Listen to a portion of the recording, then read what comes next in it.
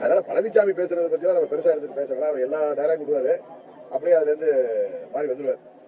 அதே நேரத்தில் நான் ஏதோ செங்கோட்டையனை தூண்டி விடுறதுக்காக பேசல. செங்கோட்டையுடைய நடவடிக்கை நம்ம தெரியும், நியாயமா இருந்தா நியாயமா இருக்குன்னு சொல்லுவாங்க. செங்கோட்டையன் எதற்காக வருத்தப்பட்டாரோ அது எல்லோருடைய வருத்தம். அது அம்மாவின் தொண்டர்கள், புரட்சி தலைவருடைய தொண்டர்களுடைய வருத்தம். அம்மா அவர்களால் உருவாக்கப்பட்ட நிதி ஒதுக்கப்பட்ட அந்த திட்டத்திற்கு அம்மா அவர்கள் ஆட்சியில் எஞ்சி இருந்த காலத்தை ஆட்சி செய்த பழனிசாமி இவர் ஒன்றும் மக்கள்கிட்ட ஓட்டு கேட்டு இவர் எல்லாரையும் வெற்றி பெற செய்து இவர் மக்களால் தேர்ந்தெடுக்கப்பட்ட முதல்வர் இல்ல. அம்மா அவர்கள் இடத்துல லாட்டரி காப்ப மாதிரி உட்கார்ந்து அதுல நிதி ஒதுக்கிட்டு இவர் போய் நின்றுட்டு நரகாசுரம் மாதிரி நின்றுட்டு அந்த மைசாசுரம் மாதிரி நிக்கிறதெல்லாம் மிகவும் கேலி கூத்தா இருந்துச்சு. இப்படி ஒரு விளம்பர பிரியம் ரொம்ப பார்க்கவே நமக்கெல்லாம் ரொம்ப நகைச்சுவையாக இருந்துச்சு. அதனால மூத்த நிர்வாகியான செங்கோட்டையன் அதில் குரல் கொடுத்திருக்காரு. இன்னொன்னு சொல்றேன், அங்க உள்ளவர்களின் 90% பேருடைய மன ஓட்டத்தை அவர் வெளிப்படுத்திருக்காரு தான் நான் சொல்றேன்.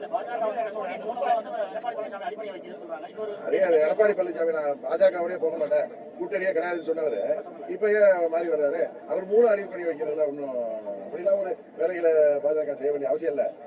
சென்னை உயர்நீதிமன்றம் தான் தேர்தல் ஆணையத்தை அந்த டிஸ்பியூட் எல்லாம் அந்த பிரச்சனைகள்லாம் விசாரிச்சு சின்னம் வழங்குவது பற்றிய அந்த சட்டத்தின் அடிப்படையில் விசாரிக்க சொல்லியிருக்கு. இது எல்லாத்தையும் நம்ம மத்திய அரசாங்கத்தையும் பழனிசாமி தவறுகளை எல்லாம் நம்ம பெரிய அரசியல் ஜாம்பவான பேசுறதுனா உங்க நேரத்தையும் எங்க நேரத்தையும் வீணடிக்கிறதா.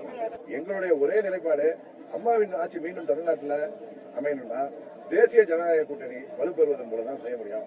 இப்ப அம்மாவோ புரட்சி தலைவரோ யாரும் இல்லை, ரெட்டையில வச்சிருக்கவங்க எல்லாம் அம்மா வாங்கிவிட முடியாது, பலபலம் இருக்கிறதுனால வெற்றி பெற்று விட முடியாது. அந்த கட்சி பலவீனம் ஆயிட்டு இருக்குங்கிறது எல்லோருக்கும் தெரிந்த உண்மை. அம்மாவுடைய ஆட்சி மீண்டும் அமைக்கணும் என்றால் அது தேசிய ஜனநாயக கூட்டணி உதவியோடு தான் அமைக்க முடியும். அதாவது நான் நிலை சொல்றேன், வித்தவுட் பழனிசாமிக்கு எப்படி நடக்க போகுது அங்கு நாங்க செய்யற வேலை இல்லை.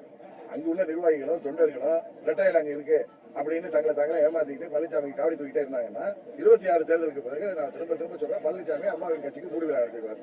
அதுக்கப்புறம் தான் நாம எல்லாம் சேர்ந்து அதை மீட்டெடுக்கிற காலகட்டம் வருவதற்கு விட்டு விடாதீர்கள். தேர்தலுக்கு முன்பே யோசிங்க, நல்ல முடிவு எடுங்கள். பழனிசாமி திருத்த பாருங்கள். திருந்தவில்லை என்றால் எது கட்சிக்கு நல்லதா செய்யுங்க.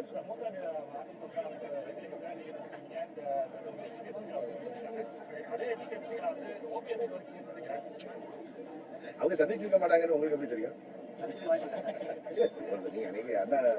முன்னாள் அமைச்சர் வைத்தியலிங்கத்துக்கு உடல்நல விசாரிக்கிறதுக்காக நான் போனேன். நான் போயிட்டு கிளம்பி வந்துட்டு அப்புறம் சொன்னாங்க எங்க சிட்டி அங்கே போயிருக்காங்கன்ட்டு. நான் முன்னாலே ஒருத்தர் ரங்கசாமி பார்க்க போறது சொல்லியிருந்தேன். அடுத்த நாள் அது மாதிரி மார்னிங் ப்ரோக்ராம் முடிச்சுட்டு அங்கே போயிட்டு நான் வந்துட்டேன். ஓபிஎஸ் சந்திச்சிருப்பாரா சந்திக்க மாட்டாரா? உங்களுக்கு கேமரா முன்னாடி சந்திச்சாதான் நீங்க ஏத்துக்குவீங்களா, இல்ல தனிப்பட்ட முறையில் அவங்க சந்திச்சிருக்க முடியாதா? அது நீங்க அவங்க 2 பேர்ட்ட கேட்டாதான் கிளியரா போயிடும். உறுதியாக வாய்ப்பு இருக்கு.